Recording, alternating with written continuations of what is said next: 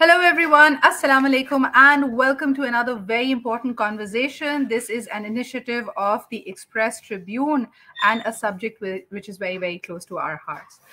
There is this one saying that I recently heard, and I think it sums it up so beautifully. It talks about how we believe that we have actually inherited this world from our ancestors, when the truth is that we've only borrowed it from our children.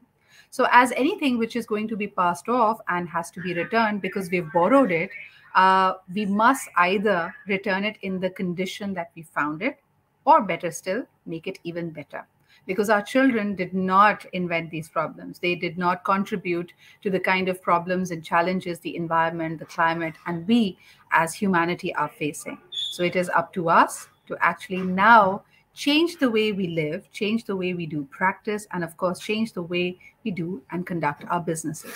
So the question is sustainability really at the heart of our businesses? And of course, there are advocates, keen advocates, who are making sure that that happens.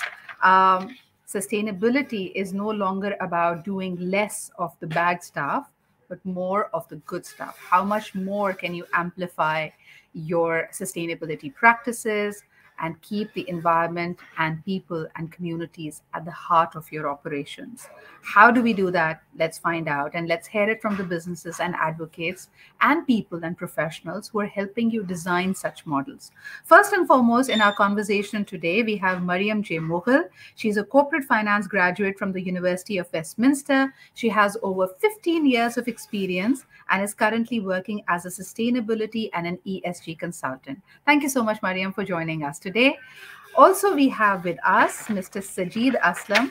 Sajid is a professional accountant by qualification and a certified board member.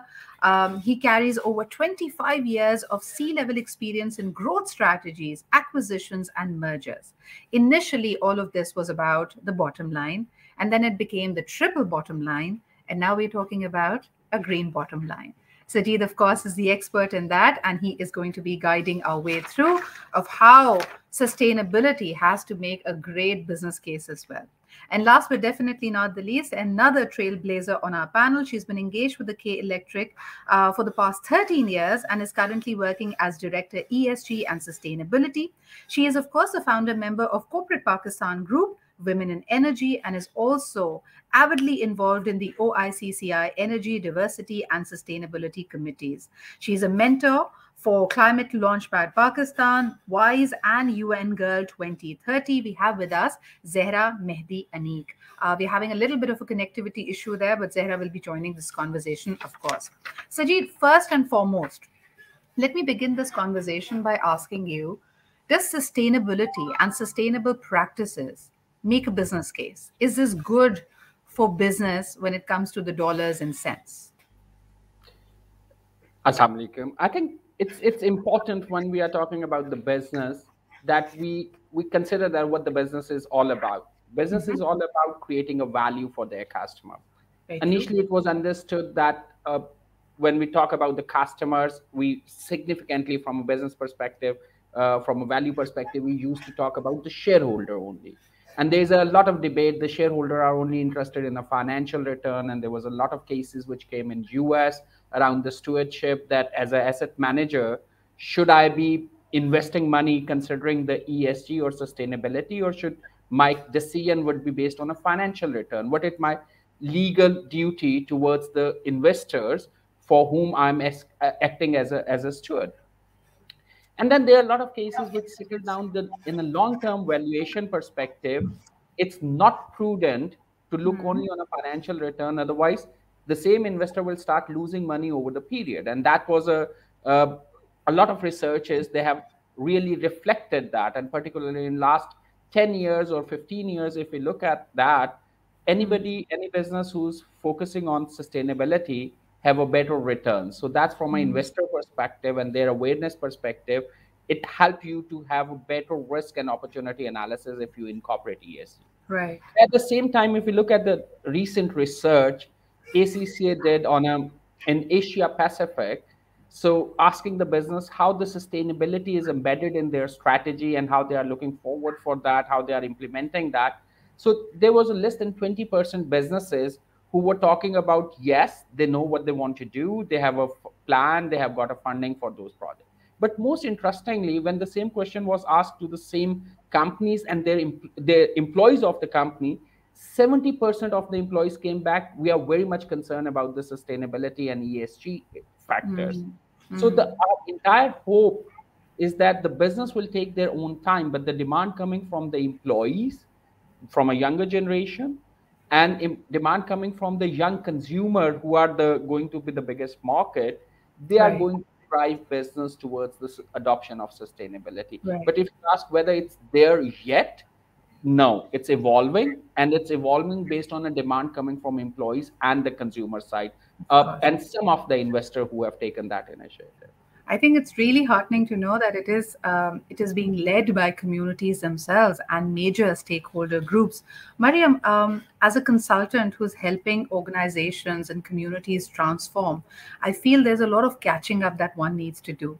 I think it was till about a couple of years back, they were, the local businesses, they were only just getting a grip of CSR, what corporate social responsibility is. And now we have the ESG coming on. And I see them using these terminologies interchangeably.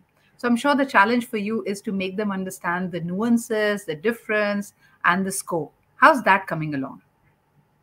Yeah, thank you, Sudra. Um, this is something that we have been also seeing over the past 10, 15 years. Companies did not know that they had to do anything other than giving back to the community. There was no understanding that of a company's own impact. And Yes. as you very rightly said, these words, these new words have cropped up: sustainability, ESG. Breaking them down is something that's super important. So something as ESG, I don't know if the audience all knows what it means, but basically, simply, it's environmental, social governance. And I feel that that is just a very easy gateway or blueprint for any company to start thinking about their impact. So if you're even if you're a bank, you may not be producing anything that is inherently negative to the environment, but even using electricity has some sort of impact. So to have initiatives in place, to be cognizant of that, is something that's important, and that's how what we do with. And every industry, every sector has its own issues, its own unique impact, whether it's e heavy, or is it social, is it governance, how transparent is the company, what are the ethics and vision, like what is the leadership, is there a gender balance or not. There's just so many components that come into this. And Yes. to just and it's really just, it's not that companies are not willing, it really is an awareness building exercise. And we have come to a point where I think everybody is aware that they need to be doing something, Hmm. and But they are looking for that help. if I may interject here, Mariam, if we say that the companies are cognizant that they must be doing something, now that something is very fluid, and just as you said, the scope of ESG is so diverse and so wide. Do you Yeah. believe that, of course, there's going to be low hanging fruit, and sometimes Yes. I see organizations even struggling with the low hanging fruit, and it keeps them so embroiled. I mean, the whole transformation towards achieving these targets, that nobody's looking at the big picture. Do you sometimes feel that that's a challenge? It is, but I feel that because we speak to companies one on one, it's very important to also be realistic about what we want at the end of the day. Very true. You cannot suddenly become, a completely green company that does everything by the book. It will not happen. It is not reality. And Hmm. so things change slowly. And I'm very, I don't know, I am quite positive that things, because not only, I mean, yes, private sector is very important. It's a very important tool to push the agenda of sustainability, but we're also seeing a regulatory push in very different, areas. And even for example, Europe has a new legislation that actually everybody knows they need what they need to be saying. Greenwashing is a big thing. We're doing XYZ, but now there's regulations to you need to back that up. Otherwise, there will be serious consequences. So now actions are being taken to combat greenwashing. And that trickles down to countries such as ours, frontier countries that are emerging and just getting into this journey of sustainability. Very true. Zara, I'd like to come to you, but first I'd like to do a little audio check. Can you hear me well? And if you can say something so that I know that your voice and your audio is audible.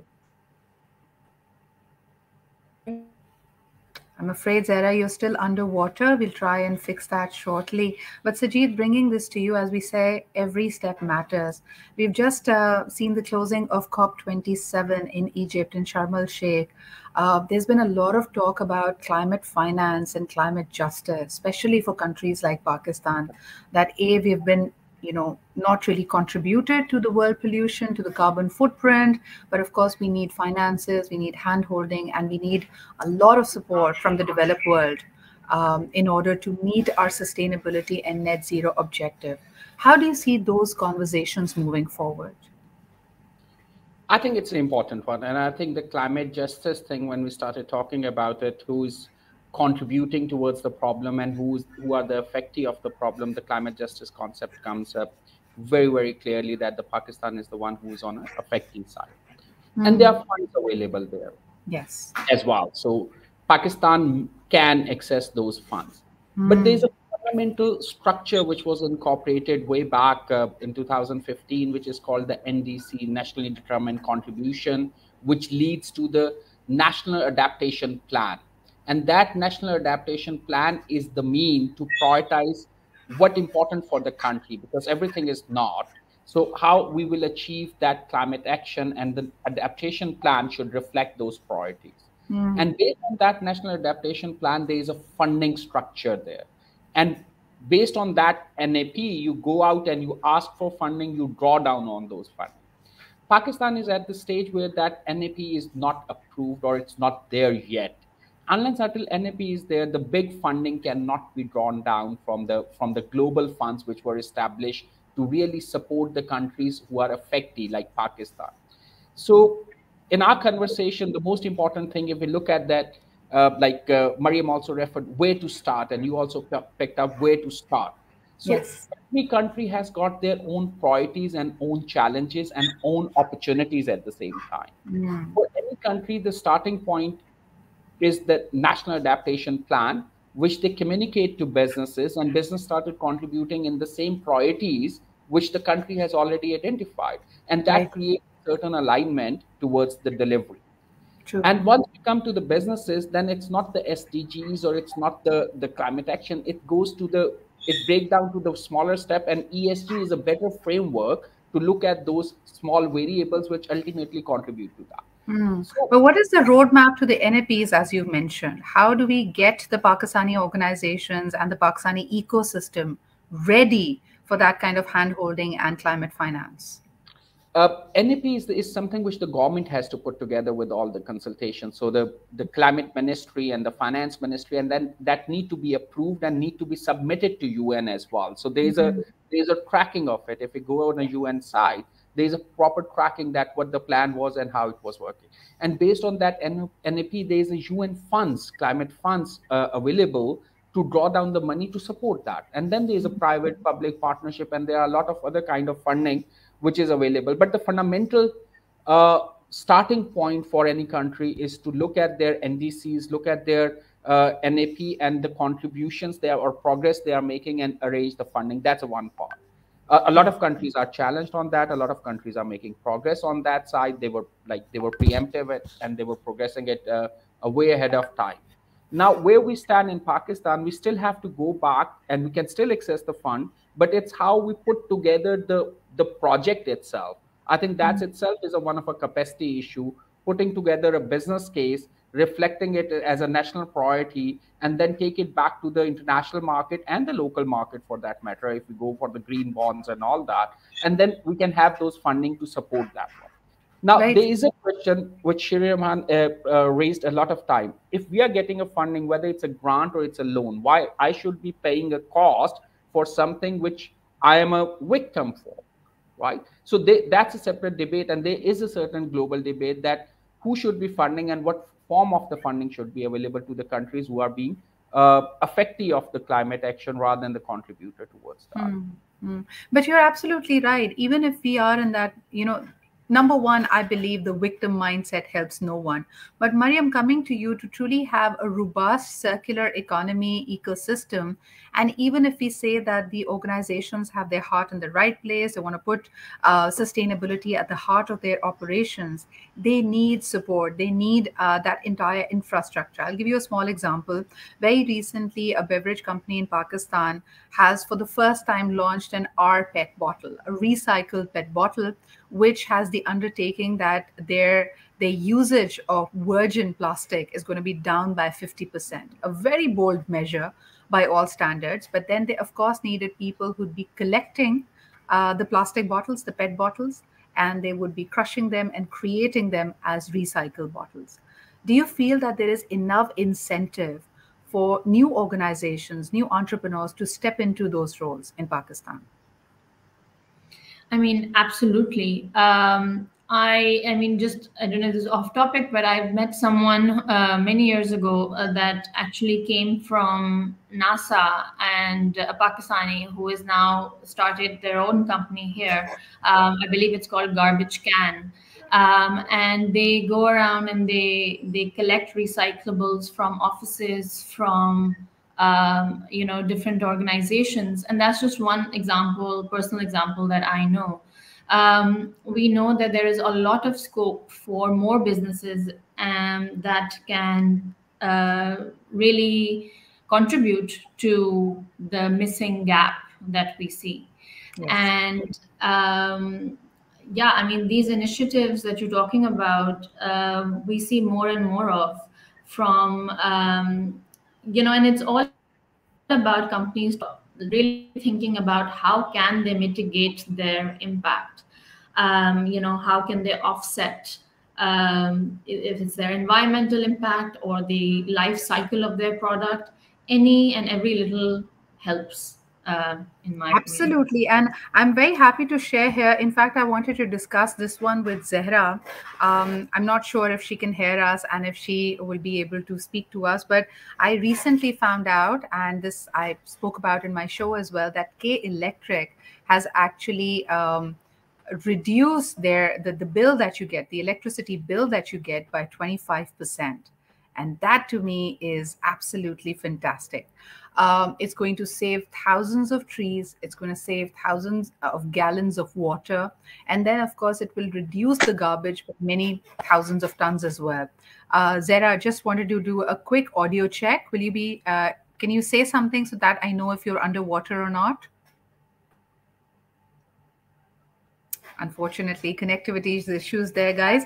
But Sajid, I think that's a great example. I mean, it's about behavioral change in our mindset. We seldom try to fix something which is not broken, which is not really a challenge. And we're not thinking out of the box. I mean, it's a small measure of reducing your electricity bill size by 25%. But look at the kind of impact it can snowball and create.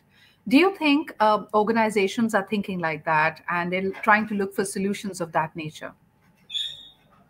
No, that's very interesting. It's a journey, like Mariam also highlighted. It's a journey. Yes. So, uh, me and my family and with the Seed Venture, one of our organization in Pakistan, we collectively invested in a one organization called Ensogo, and the whole purpose of that organization is to simplify that journey for businesses. Right. The nature is entirely designed around the circular concept. The nature has got, like, whatever the waste we generate, that get reconsumed and it become a value for somebody else. And this recycling or refurbishing, reusing, that's one of a behavior and a thought process. And when we look at the circular economy as a concept, I think the biggest benefit is that it helps you reduce the waste, full stop. And in any business, when you start reducing the waste, it automatically start adding the value in the bottom line, whether it's a reduction in the use of paper, like K Electric referred there, whether we talk about the reduction in the use of electricity or water, or we talk about using less resources or high productivity from a labor side. So everything add towards the bottom line. So Mm. looking at from a sustainability perspective, or the jargon, right, the ESG, and we talk about the climate action, rather than getting confused from there, we go back to what the nature has designed. It's a circular concept. So if the business start adopting the circular economy's fundamental concept, it's very easy to start looking for where they are generating waste just because of the behavior starting point, like K Electric Mm. ideal example. Mm. Reduce the Mm. size of the paper they are consuming. But Or I wonder, Sajid, I think that's a brilliant comment. But people who are a part of an organization, Mariam, this comes to you. What about personal sacrifices? Like, it's all good when you want to talk about sustainable packaging, when you want to go for, green practices. But for example, if you're told that the company is not going to make you travel because of the carbon footprint, because every time you take a flight, there's going to be a lot of emissions. Do you think employees are ready? And what is the team's own perspective about sustainability? Do you feel that that plays a role when people are choosing an employer? Do they look at the sustainability measures, the carbon footprint, the impact an organization is making? Or is it just about, okay, what's going to be my salary package? What is the learning opportunity and growth opportunity I am personally getting? Yeah, and that's a very important question and slightly difficult one, because I'll take it one by one. So, as the question that you posed to Sajid Saab, uh, as a company, why would a company do this? Why are they interested in being sustainable? I think there's several factors. The most important one is that you cannot not do this. There's a global push to do to be more sustainable. And why? Yes. Because we cannot, our planet and our people cannot continue like this. So we have seen this in our own backyard in the last month or so, and we just cannot sustain it. Mm. Secondly, what we have been advocating from day one is that, and that's something you said as we started off with this session, is that ESG or sustainability actually does make good business sense. Sometimes you may not be making money back, but you will make it in non financial ways. And what that means is that if you have for example, if we take care of environment and we focus on social, if you have a workforce that is dedicated because you are giving them the benefits, you are providing them training, you are developing their capacity, you are making them more able to do their job and also care about it, you will have a dedicated workforce that will last you and stick with the company and produce the results that you wanted to produce, as opposed to an unhappy employee that is there for a year or a few months and then they're out of there because they're not happy. They don't have that communication with the company. And so ESG only does not mean your impact on the environment, but also how do you run your business? Is it efficient? Mm. You know, and at the end of the day, the bottom line really is that overall, like Sajid Saab said earlier as well, that companies that are cognizant of their sustainability vision and initiatives, they do fare better at the end overall. Right. And that's something that we've been trying to convey, and I think companies have really taken notice And of it. employees and teams are also cognizant of that. I believe Zara has joined us again. Let me just check. Audio check, not going through. Okay. So, Deetsam, if I may come to you, like everything in life, we try to put a gender lens to it. If I apply the same gender lens to the sustainability topic, do you think women leaders or men leaders, who is more open to the idea of bringing in radical self responsibility, accountability, and leading the transformation? Do you see men as leaders doing that, or women as leaders when they're at the helm of affair? Who brings in more impact, just for the sake of a comparison? I think I definitely I vote for women, and we strongly feel, and we have got our own family example. My family company is called Metriat Venture for a Mm-hmm. reason, because we as a family we believe the leadership is something which belongs to women who can do it way better than the men, and that's include all kind of decisions when our family, whether we are talking about the financial decision or we are talking about operational, like day-to-day decision. So they have involved and they are leading that part. I have got other example coming from ACCA side, where the now more than 50% council members are women. Our executive team, 66% are women. And when you see the ACCA progress and the transformation, it's way different than the other professional accounting body. Right. Similarly, when we are talking about the ENSOGO, the organization where we have invested, the leadership team includes significantly women, and we are seeing how they help to simplify. And that's a key word, because complication is something which is easy to do, and simplification is a very complicated process. True. And they help us to simplify things, do these three things, and it will create a value for business, not for Super. us, for the client side as well. So if you ask me and my experiences, women are best placed to run a transformational leadership projects in any organization or a country for that matter.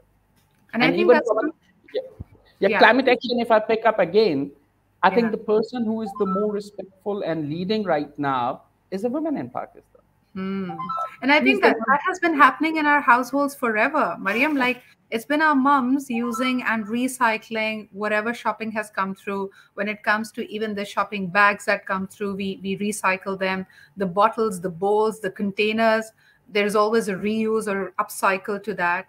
I remember even schools and institutions for very young students are now telling them to become sustainable. Very recently, they had a Halloween style costume party at my niece's school, and it's a, these are second graders I'm talking about, and they were Yeah. encouraged, rather than getting new costumes or spending an arm and a leg on it, to create something out of what is already available. So you feel that our schools and academics can maybe play a very important role in changing mindsets, and most importantly, the business schools, which are now creating business leaders of tomorrow. How much importance are they laying on ESG and sustainability practices? Absolutely. I think that the way to do this is to start from the start. And, when little children come into the classroom, how are they dealing with their waste? How do they dispose it? What are they using? It has to be inculcated at that level. But to your question about how universities are doing, I think if you just take out any major universities and their curriculum in the last few years, you'll see there's marked improvement or addition of courses related to sustainability or environmentalism or impact or the UN SDGs or frameworks like that. I mean, I've been working last few years with the stock exchange as well. They are, they have sessions where they teach financial literacy, but they also incorporate talks about sustainability. I've worked with UNDP and the stock exchange to talk about, and this is pre-pandemic. So just before that, we did a roadshow, Karachi, Lahore, Islamabad, and some companies did not think that they needed to do anything about SDGs. They thought, oh, we thought this is a government initiative. What can we as companies do? I'm a bank. What should I do? And basically, it's just about teaching them. It's about ownership. It's about looking at your impact, and it's just as simple as putting that. And now you see their companies, they're reporting on, they've adopted certain sustainable development goals that are tailored to their company, that they know they can have a positive impact on. It's also very important to know what do you have a negative impact on, but I guess that's maybe the next level. But it's all, like, all organizations, all sectors, they need to really get into it, get their hands dirty, and just But Mariam, I take the can't help plunge. but ask, and I want to take the next question to Sajid, really, because again, it's coming down to the finances of it. I mean, Sajid, most forecasts and most business leaders around the world are forecasting a world recession in 2023. And then, the big debate is going to be around sustainability versus affordability. A lot of the practices that we now have in terms of food production, or for that matter, for clothing, for shelter, our practices are unsustainable Yet they are catering to millions and millions of people. If the world is to go through a financially difficult period 2023 onwards, and most economies are suffering because of that, then how shall we balance the two things out?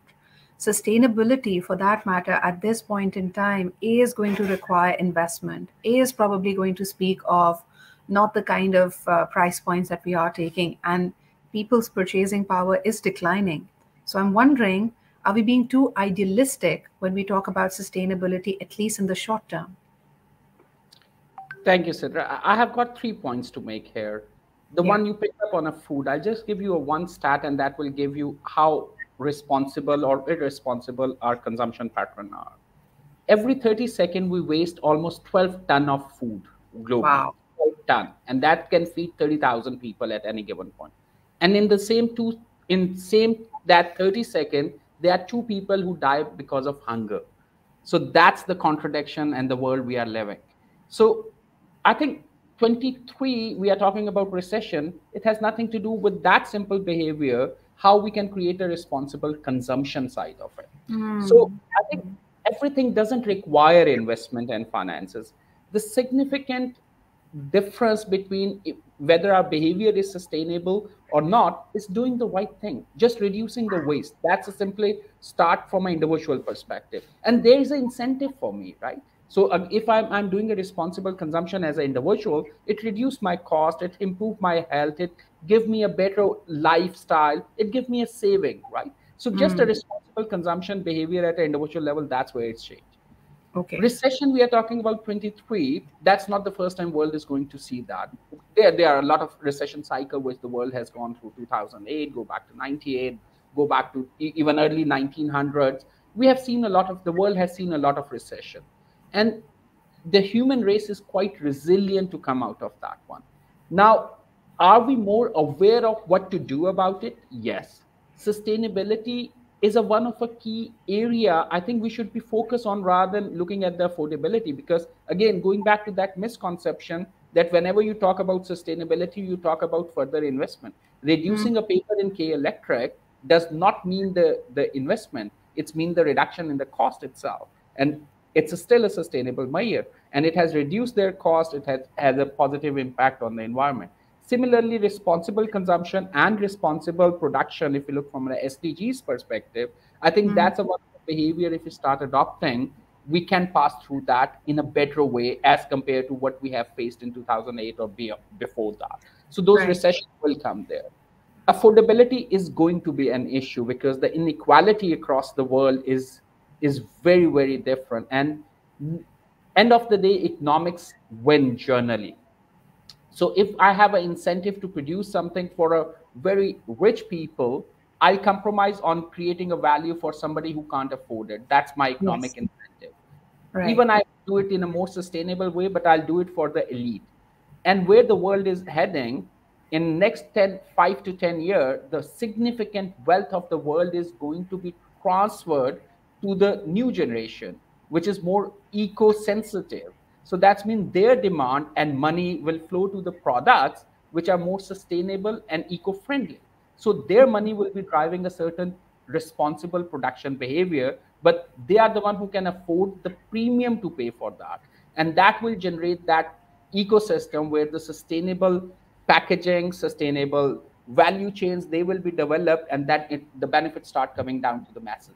So the economics will drive that change rather than the regulation. Regulation most of the time does not take priority over the investments or the money, what the money can really do. But what you're putting all your hopes in is to a trickle down effect. What time frame are we talking about? Even if the new generation, which is more eco-centric, has the purchasing power, and you feel that they will have a transformative effect on the economies, will that happen in real time? I mean, how soon or how far away do you see that from happening? The SDGs have a timeline or a deadline for 2030. A lot of organizations for their net zero targets are eyeing 2040. Do you think it will happen by then? Look, the net zero is going to happen at one stage. So first we have to understand, when we talk about the net zero, it's not the capacity of earth is issue, it's the process itself. It's the speed of the carbon emission we are generating, or the carbon we are emitting, versus the speed the earth can absorb that, right? This is the difference. Mm. So we might have to create that capacity by either the carbon capture technologies, either creating a more natural carbon sinks like the plant, and bringing the more greenery there. Hmm. People are going to invest that, and there is a business case. Again, there is economic incentive to do that because the carbon credit can be sold. So again, the money is the one which is driving. If we look Absolutely. It's at the now we've spoken about the large businesses, but I do want to come down, and this is probably going to be my final question to you, Mariam. When we talk about the entrepreneurs, the young tech startups, as well as sustainable entrepreneurship, how do you see that area moving forward? How sustainable in their approach they are they? For example, there's so many food trucks, there's so many micro entrepreneurs that are starting to put up shop. For them, are they cognizant? Is there some kind of training at a national or international level that apprises them about, for example, eco-friendly disposable cutlery and packaging for their product? It's difficult to say because there are so many new, like you say, businesses that are cropping up, and I have not surveyed all of them. But there are a few that I follow that I am very, very impressed with, that are just focused on environmental measures. For example, there are, you know, now toothbrushes that are biodegradable that you can use instead of using plastic ones. There are alternatives to plastic straws. You have glass or similar Materials. more materials, yeah, more sustainable materials. But I like also, Sajid Saab mentioned earlier, the new generation, and us included now, I think we know enough that, I will go and pay more for, say, a fair trade coffee when I know that the farmer has gotten their due, there has been no exploitation, for example. And more and more people, when you join companies, you want to see what their reputation is, how, and it's not just a reputation, or are they, do they pay well, do they send you for trips. I don't think that that is a priority any longer. The priority is, what am I learning, and is this company going to give back to society? So I think the collective conscious of our current generation is definitely headed in the right Right, direction, right. and I'm Absolutely. quite positive about that. Yeah. I think But that makes us all very hopeful and very optimistic about it. Thank you for that, Mariam. And I think the scope of the work needs to reach to a larger audience too. Sajid Saab, my last question to you would be that if not for the love of sustainability and the planet, I think a lot of businesses are also transforming for the fear of A, losing business, and B, putting their reputations at stake. So, do you think that mindfulness is, as Mariam very rightly put, adding to the collective consciousness? And if you were to say how much of it is with hope, with desire, and how much of it is happening because of fear, the sustainability debate? I think it's very different in a different part of the world. So if we look at the Yes. country like Pakistan, I think our biggest fear is our textile export because of the EU Mm. regulation, and recently SEC US regulation. They are asking for a demonstratable, not like Mariam referred the greenwashing side, not the greenwashing, but the demonstratable, uh, eh, substantiated evidence that what they are doing is they are doing the right thing. Fair trade is a good example. They have to substantiate that. Then the climate action, they have to substantiate that. So there's a lot of fear in the countries like Pakistan. Mm. Then if you look at the Europe, there is a lot of risk because they are working on a certain capacity or quota of the climate, of the carbon emission they are working on. So they True. have to do that because their quota will run out and they cannot run further production there. So they have to create the offsets. And those offsets are the opportunity for the countries of Pakistan. Like they can help us to do the carbon, invest in a carbon capture technology or a windmill or renewable energy, and that offset they can use there, and it can help us to really fund that cheap or clean energy for Pakistan. So fear is a one thing, but I Yes. think there's a second incentive which came in very recently, or it's a combination of fear or incentive. Uh, the BlackRock came back and they said that we are only going to invest in a sustainable ESG project. compliant. They are the Yes. largest universal investor. So that's been every value chain of the business has to put their action in line to make sure they can demonstrate that sustainability in their business action. And they are willing to offer them a cheaper investments, right? Whether it's equity or loan or something, it's becoming a cheaper for them. So there's an incentive for them.